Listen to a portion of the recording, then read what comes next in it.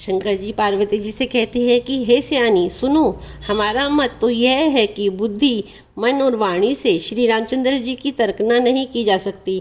तथापि संत मुनि और वेद और पुराण अपनी अपनी बुद्धि के अनुसार जैसा कुछ कहते हैं और जैसा कुछ मेरी समझ में आता है, हे सुमुखी, वही कारण मैं तुमको सुनाता हूँ।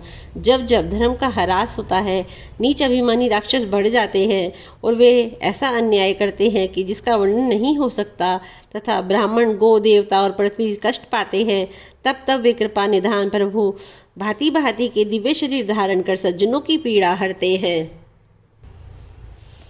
वे असुरों को मारकर देवताओं को स्थापित करते हैं और अपने श्वास रूप वेदों की मर्यादा की रक्षा करते हैं और जगत में अपना निर्मल यश फैलाते हैं। श्री रामचंद्र जी के अवतार का यह कारण है। उसी यश को गा गा कर भक्तजन भव सागर से तर जाते हैं।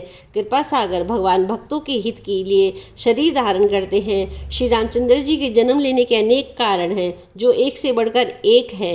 हे सुंदर बुद्धि वाली भवानी, मैं उनके एक दो जन्मों का विस्तार से वर्णन करता हूँ, तुम सावधान होकर सुनो।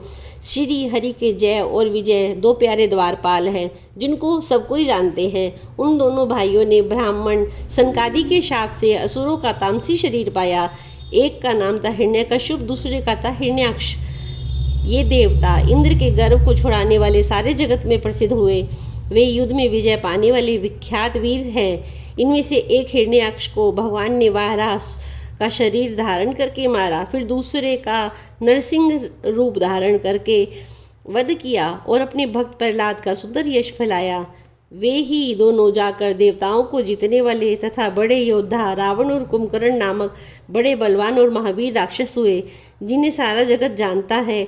भगवान के द्वारा मारे जाने पर भी वे हिरण्याक्ष और हिरण्यकश्यप इसलिए मुक्त नहीं हुए कि ब्राह्मण के वचन शाप का प्रमाण 3 जन्म के लिए था।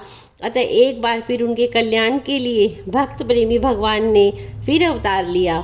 वहाँ उस अवतार में कश्यप और अदिति उनके माता पिता हुए, जो दशरथ और कौशल्या के नाम से प्रसिद्ध थे। एक कल्प में इस तरह का अवतार लेकर उन्होंने संसार में पवित्र लीलाएं करी।